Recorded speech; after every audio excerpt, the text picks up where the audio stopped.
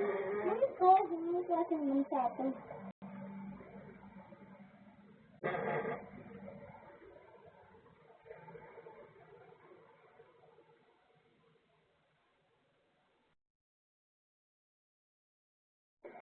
Hindi ko sabihin mo.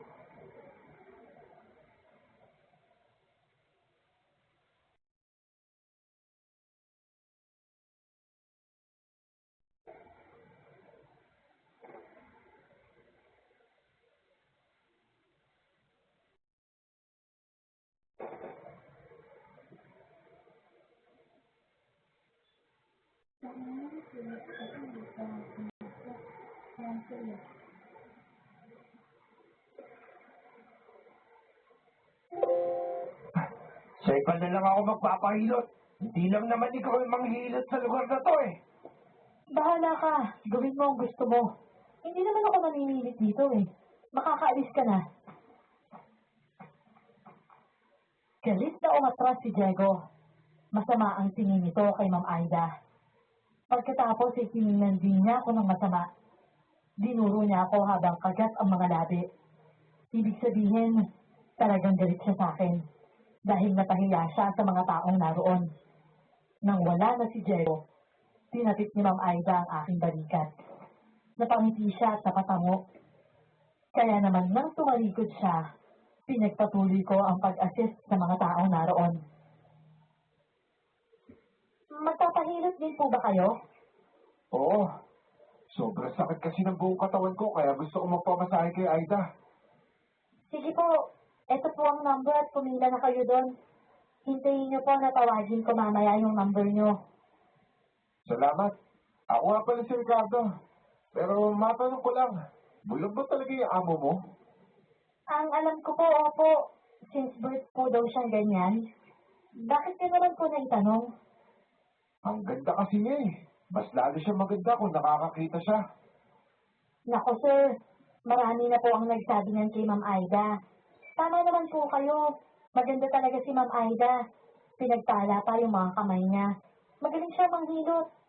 Nabalitaan ko nga yun na marami daw nagpupunta dito. Kaya ito, dumayo ko at napatunayan ko na totoo pala. Ang daming tao dito. Napangiti na lang ako pagkatapos ay itinuro ko na ang upuan niya. Habang nakaupo doon si Ricardo ay nakikita ko na nakatitig siya kay Ma'am Aida. Napapakagat-labi pa habang pinagmamasdan ng amo ko. Kaya naisip ko, mukhang interesado siya kay Ma'am Aida. At hindi nga ako nagkamali. Dahil nang siya na ang hinihilot ni Ma'am Aida, narinig ko ang usapan nila. Aida, pwede ba akong bumalik dito kahit hindi ako magpapahilot? Ano namang gagawin mo dito kung wala ka naman palang ipapahilot? Meron pala. Itong puso ko. Na makita kasi kita, hindi na ito tumigil sa pagtibok. Para bang sinasabi niya kailangan ka niya? Bolero ka pala, sir? Aba, hindi bola yun, Aida. Totoo yun. Sige, tingnan natin. Lumipas ang mahabang oras. Kahit tapos na si Sir Ricardo, hindi pa rin siya umalis. Pinanood lang niya si Ma'am Aida sa paghihirot. Paminsan-minsan, napapatingin siya sa akin, lalo na nga kapag merong nagbabayad. Tapos, titingin din siya kay Ate Minda. Tapos, napapangiting mag-isa. Bagay na napapansin ko sa kanya. Ilang linggo ang matuling lumipas. Ganon ang aking naging trabaho kay Ma'am Aida. Hanggang sa magpaalam ako na dadalaw sa aking mga magulang. Pinayagan naman niya ako. Hindi naman ako nagtagal sa amin dahil nangako ako kay Ma'am Aida na babalik ka agad. Habang binabagtas ko ang daan patungo sa bahay ni Ma'am Aida, nakita ko ang isang babaeng nakataklubong ng itim na bandana. Sinusundan niya ako. Nang tumigil ako sa paglakad, tiningnan siya ay tumigil din siya. Hindi ko lang makita ang mukha niya dahil sa bandanang itim.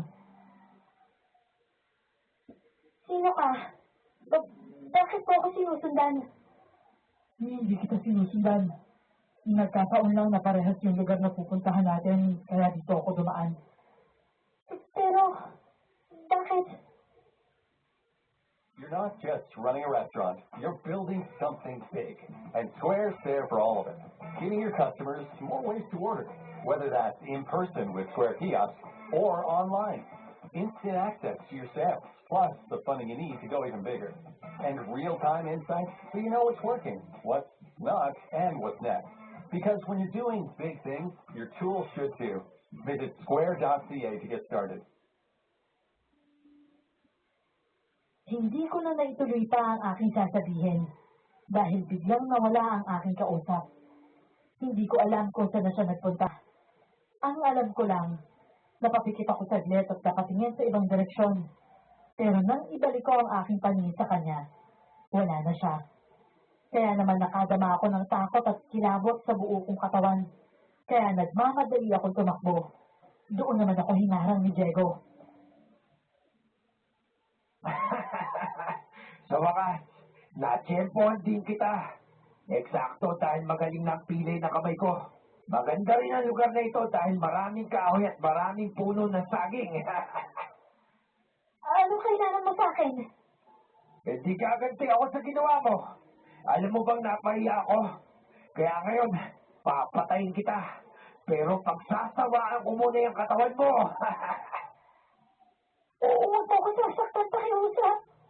Ginagawa ko lang naman yung trabaho ko. Yun kasi ang bilin sa akin ni Ma'am Aida. At yun yung pagkakamali mo. Kasi napahiya ako. Mapagtanim pa naman ako ng sama ng loob. Hindi ako titigil hanggang hindi ako nakakaganti. Maawa ka sa akin. Pakiusap. Huwag mo ko sasaktan.